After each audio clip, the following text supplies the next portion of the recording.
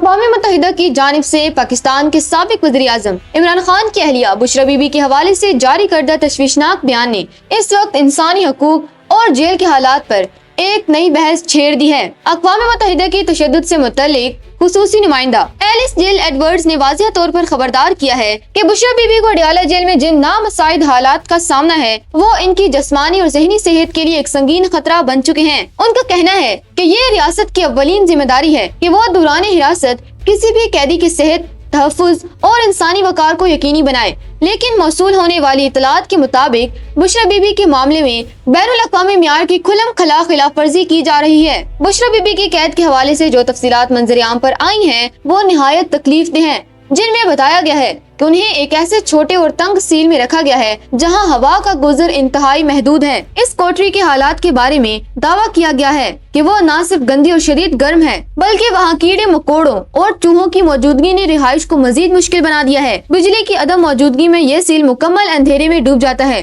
جو کسی بھی انسان کے لیے ذہنی اذیت کا باعث بن سکتا ہے۔ خوراک اور پانی کے حوالے سے بھی سنگین الزامات لگائے گئے ہیں کہ انہیں پینے کے لیے صاف پانی میسر نہیں اور کھانے میں مرچوں کا اس قدر زیادہ استعمال کیا جاتا ہے کہ وہ انسانی استعمال کے قابل نہیں رہتا، جس کے نتیجے میں ان کا وزن تقریباً 15 کلو تک کم ہو چکا ہے اور وہ مسلسل انفیکشن اور بے ہوشی کا شکار ہو رہی ہیں۔ خصوصی نمائندہ ایلس جل ایڈورڈز نے اس بات پر بھی زور دیا ہے کہ پاکستان کو قیدیوں کی عمر، جنس اور صحت کی حالت کو مد نظر رکھتے ہوئے ان کی حراست کے مقام کا تعین کرنا چاہیے۔ بشرا بی بی کو جس طرح مبینہ طور پر دن میں 22 گھنٹے تنہائی میں رکھا جاتا ہے اور بیرونی دنیا بشمول خاندان اور وکلاء تک ان کی رسائی کو محدود کیا گیا ہے، وہ بین الاقوامی انسانی حقوق کے اصولوں کے منافی ہے۔ اقوام متحدہ کا مطالبہ ہے کہ حکام فوری طور پر بشرا بی بی کو بامعنی انسانی رابطہ فراہم کریں تاکہ ان کی تنہائی کا خاتمہ ہو سکے۔ اگرچہ حکومت ماضی میں ان الزامات کی تردید کرتی آئی ہے اور ان کا دعویٰ رہا ہے کہ خان صاحب اور ان کی اہلیہ کو جیل میں عام قیدیوں سے بہتر سہولیات میسر ہیں، لیکن عالمی سطح پر اٹھنے والے یہ سوالات پاکستان کے عدالتی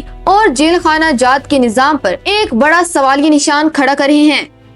ترکی کے دارالحکومت انقرہ کے قریب پیش آنے والے ایک حالیہ فضائی حادثے نے اس وقت پاکستان کے سوشل میڈیا صارفین کی بھرپور توجہ حاصل کر لی ہے، جہاں لیبیا کے فوجی سربراہ جنرل محمد علی احمد الحداد کی ہلاکت کی خبریں گردش کر رہی ہیں۔ Social media platform X پر یہ معاملہ اس قدر زیر بحث ہے کہ یہ باقاعدہ ٹرینڈز کی صورت اختیار کر چکا ہے، جس کی بڑی وجہ پاکستان کے army chief field marshal Asim Munir کا حالیہ دورہ لیبیا ہے۔ اس دورے کے دوران پاکستانی آرمی چیف نے بنغازی میں لیبیا نیشنل آرمی کے نائب سربراہ صدام خلیفہ حفتر سے ملاقات کی تھی، جس کے بعد خبر رساں ادارے روئٹرز نے یہ دعویٰ بھی کیا کہ دونوں ممالک کے درمیان دفاعی ساز و سامان کی فروخت کا ایک اہم معاہدہ طے پایا ہے، اگرچہ سرکاری طور پر ابھی تک اس کی تصدیق ہونا باقی ہے۔ پاکستانی صارفین کے درمیان پائے جانے والے تذبذب اور الجھن کی سب سے بڑی وجہ لیبیا کا وہ پیچیدہ اور گمبھیر سیاسی حکومتی نظام ہے جو برسوں کی خانہ جنگی کے بعد وجود میں آیا ہے۔ لوگ یہ سوال کر رہے ہیں کہ کیا انقرہ حادثے میں ہلاک ہونے والے وہی فوجی سربراہ ہیں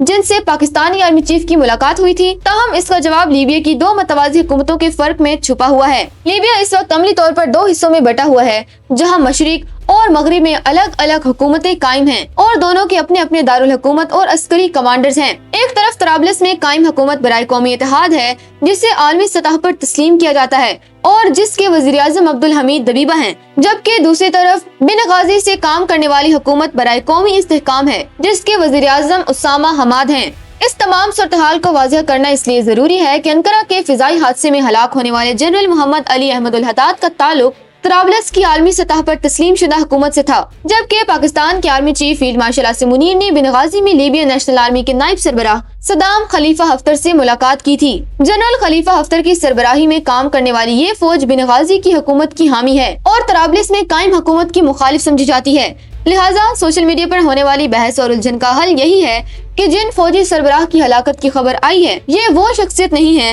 جن سے پاکستانی آرمی چیف کی ملاقات ہوئی تھی، بلکہ وہ لیبیا کے دوسری سیاسی عسکری دھڑے کے سربراہ تھے۔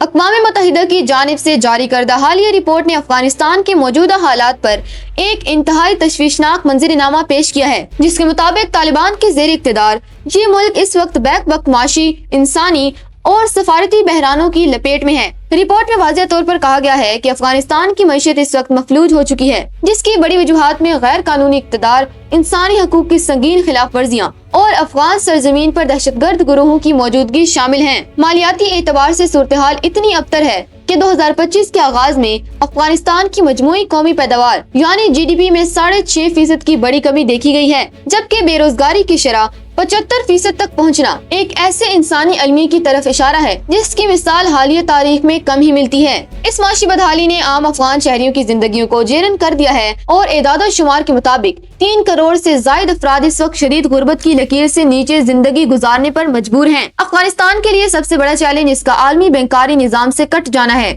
جس کی وجہ سے ملک میں کوئی بھی قانونی مالیاتی سرگرمی انجام دینا تقریباً ناممکن ہو چکا ہے۔ اقوام متحدہ نے دو ٹوک الفاظ میں یہ موقف اختیار کیا ہے کہ جب تک طالبان حکومت انسانی حقوق بالخصوص خواتین اور اقلیتوں کے حقوق کی پاسداری نہیں کرتی، تب تک اسے نہ تو قانونی طور پر تسلیم کیا جا سکتا ہے اور نہ ہی اسے عالمی مالیاتی اداروں تک رسائی دی جا سکتی ہے۔ یہ غیر قانونی قبضہ نہ صرف ملک کی معیشت بلکہ افغان عوام کے مستقبل کے لیے بھی ایک زہر قاتل ثابت ہو رہا ہے۔ معاشی مسائل کے ساتھ ساتھ سیکیورٹی کے حوالے سے بھی رپورٹ میں بھی سنگین حقائق سامنے لائی گئی ہیں، جس میں بتایا گیا ہے کہ کالعدم تحریک طالبان پاکستان اور داعش خراسان جیسے خطرناک گروہ ابھی تک افغان سرزمین کو دہشت گردی کی کارروائیوں کے لیے استعمال کر رہے ہیں۔ یہ صورتحال نہ صرف خود افغانستان بلکہ پاکستان سمیت پورے خطے کے امن و استحکام کے لیے ایک مستقل خطرہ بنی ہوئی ہے۔ عالمی برادری اور انسانی حقوق کی تنظیمیں مسلسل یہ مطالبہ کر رہی ہیں کہ جب تک طالبان اپنی پالیسیوں میں تبدیلی نہیں لاتے اور انسانی حقوق کے تحفظ کی ضمانت نہیں دیتے، تب تک افغانستان کو اس عالمی تنہائی